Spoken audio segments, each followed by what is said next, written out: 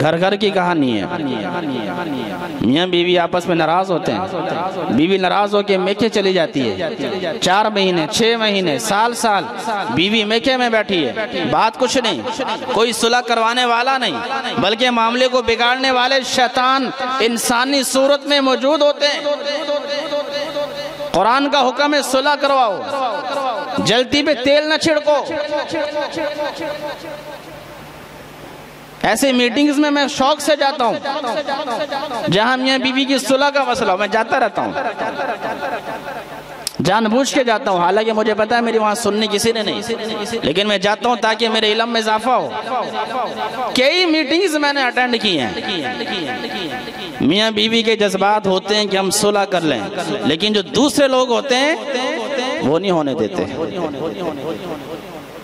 عجیب بات، لڑکی کے جو رشتہ دار ہیں وہ بیچ میں جلی باتیں کرتے ہیں، خاص طور پہ لڑکی کے جو رشتہ دار ہیں، اس کے بھائی بہن بہنوئی وغیرہ، وہ انسان نہیں، وہ شیطان ہے انسانی شکل میں۔ اب آپ بتائیں میرا بھائیو، جب میاں بیوی ہیں اور 6 مہینے 8 مہینے 10 مہینے سال 2 سال اکٹھے نہیں ہوئے تو ان کے جذبات پھر کیا ہوں گے؟ لا محالہ وہ زنا کی طرف جائیں گے۔ تو 2 چیزیں میں آپ کے سامنے عرض کر رہا ہوں۔ قرآن سے دور کرے گا شیطان، کیونکہ قرآن انسان کو باحیا بناتا ہے، قرآن انسان کو نمازی بنائے گا، اور نماز کا پہلا اثر کیا ہے؟ 21ویں پارے کی پہلی آیت، ان الصلاۃ تنہا عن الفحشاء والمنکر، کہ بے شک نماز بے حیائی سے روکتی ہے۔ قرآن سے دور کرے گا، نکاح سے دور کرے گا، نکاح ہونے نہیں دے گا، اگر نکاح ہو جائے تو اس کو خراب کرنے کی کوشش کرے۔ میاں بیوی کے جھگڑے چھوٹی چھوٹی باتوں پر، اس لیے میرا بھائیو انشاءاللہ اس موضوع پر بھی میں تفصیلی کلام کروں گا، اور یہ ساری باتیں میں اللہ کے فضل سے ریکارڈنگ کے ذریعے سے یوٹیوب پر بھی ڈال رہا ہوں تاکہ یہ باتیں سنتے رہیں۔ قرآن مجید نے اصول بیان فرمائے، میاں بیوی کا جھگڑا ہو جائے تو جو بیوی کے جو بڑے ہیں، بہن بھائی ہیں، اس کے ماں باپ ہیں، ان کا کیا حق ہے، وہ کیا گفتگو کریں، وہ صلح کروانے کی کوشش کریں، معاملے کو خراب نہ کریں۔ صلح کروانے کا مطلب کیا ہے؟ بگڑی بات کو بنانا، نہ یہ کہ بنی بات کو بگاڑنا۔ وہ تو ہمیں بھی نظر آ رہا ہے کہ ان دونوں میں جو جدائی ہوئی ہے یقیناً یا غلطی شوہر کی ہے یا بیوی کی، ہمیں بھی نظر آ رہا ہے، لیکن جو بڑے بیچ میں آئے ان کا مطلب کیا؟ بگڑی بات کو بنا دو، ایسی باتیں نہ کرو جس سے دل آزاری ہو شوہر کی یا بیوی کی۔ معاملہ ختم کچھ نہیں ہوتا، معاملہ ختم کیا جائے، ان کا سلام کروا دیا جائے، یہ تو عام بھی حکم ہے۔ اگر 2 دوستوں کا آپس میں جھگڑا ہو جائے تو بقیہ دوستوں کا کام بنتا ہے صلح کروا دیں، سلام کروا دیں،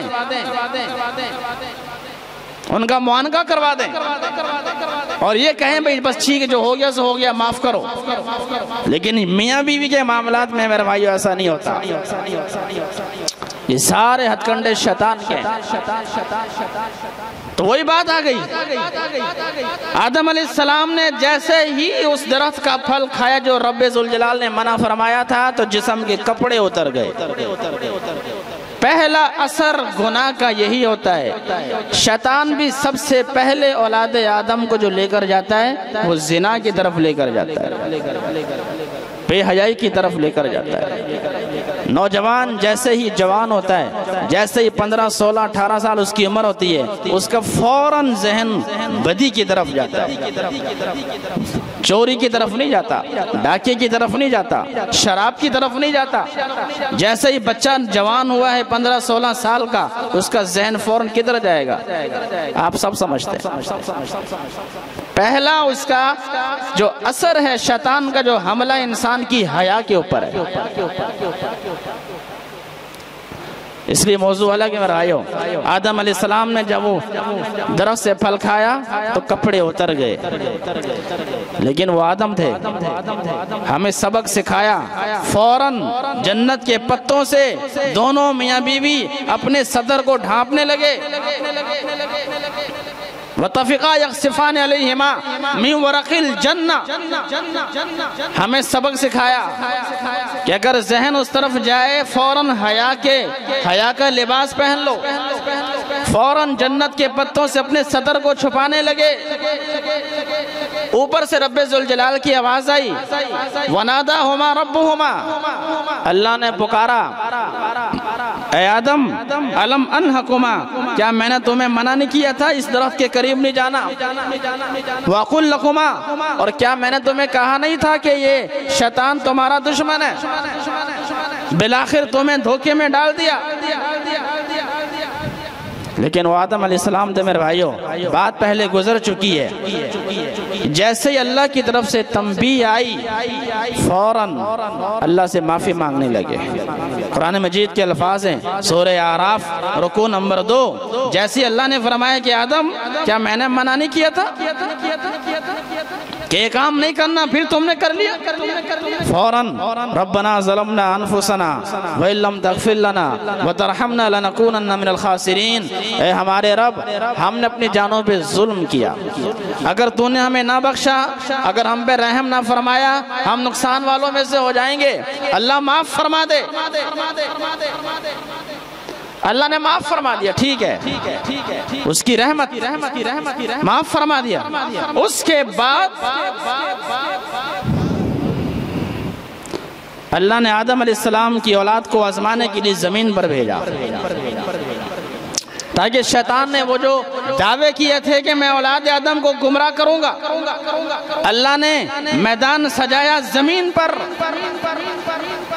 اور پھر فرمایا آدم جاؤ اپنی اولاد سمیت جو تیری پشت کے اندر ہے زمین پہ اتر جاؤ۔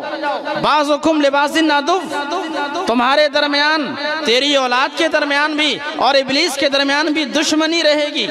وہ دشمنی اسی وجہ سے رہے گی کہ آدم علیہ السلام کی جو نیک اولاد ہے اس کی فطرت کچھ اور ہوگی، اور آدم علیہ السلام کی جو گنہگار اولاد ہے وہ شیطان کے لشکری ہوں گے، ایک لشکر رحمان کا ایک شیطان کا، تو آپس میں جھگڑے تو ہوں گے۔ پھر مقابلہ اسی کو بولتے ہیں۔ آدم علیہ السلام کی نیک اولاد اللہ کی طرف، رحمان کی طرف، اور جو گناہگار ہے وہ شیطان کی طرف۔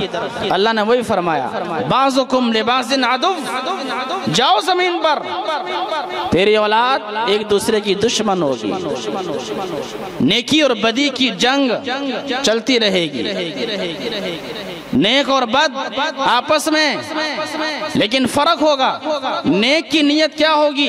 اللہ کی خلافت زمین پر آئے۔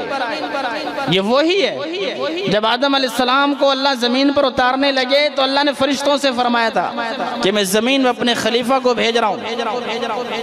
نیک کی نیت کیا ہوگی کہ زمین پر اللہ کی خلافت، اور جو بد گنہگار ہوگا اس کی نیت کیا ہوگی کہ زمین پر شیطان کا نظام۔ تو رحمان اور شیطان میں آپس میں تضاد ہے، اس لیے اللہ نے فرمایا زمین پر اتر جاؤ، تیری اولاد ایک دوسرے کی دشمن، وہ دشمنی یہی ہے، نیکی اور بدی کی دشمنی۔ آگے رب ذوالجلال نے فرمایا اے آدم فَإِمَّا يَأْتِيَنَّكُم مِّنِّي هُدًى، تیری اولاد کے پاس میری ہدایت آئے گی، انبیاء کی صورت میں، کتابوں کی صورت میں۔ فَمَن تَبِعَ هُدَايَ فَلَا خَوْفٌ عَلَيْهِمْ وَلَا هُمْ يَحْزَنُونَ، جس نے میری ہدایت کی پیروی کی وہ دنیا میں بھی امن سے رہے گا، آخرت میں بھی امن سے رہے گا، اور جس نے میری ہدایت کی پیروی نہ کی، من اعرض عن ذکری، جس نے میری ہدایت سے اعراض کیا، نبیوں سے، کتابوں سے، آسمانی کتب، ان سے جس نے منہ پھیرا، ہم اس کی زندگی تنگ کر دیں گے، دنیا کی زندگی بھی آخرت کی زندگی بھی۔ فَإِنَّ لَهُ مَعِيشَةً ضَنْكًا، اس کی زندگی تنگ کر دیں گے۔ تو یہ واقعہ تھا میرے بھائی جو آپ کے سامنے میں نے عرض کیا تفصیل کے ساتھ۔ اس واقعہ میں ہمیں بہت سی باتیں سمجھ میں آئیں۔ اللہ پاک ہم سب کو ان باتوں پر عمل کرنے کی توفیق عطا فرمائے۔ وما علینا الا البلاغ المبین۔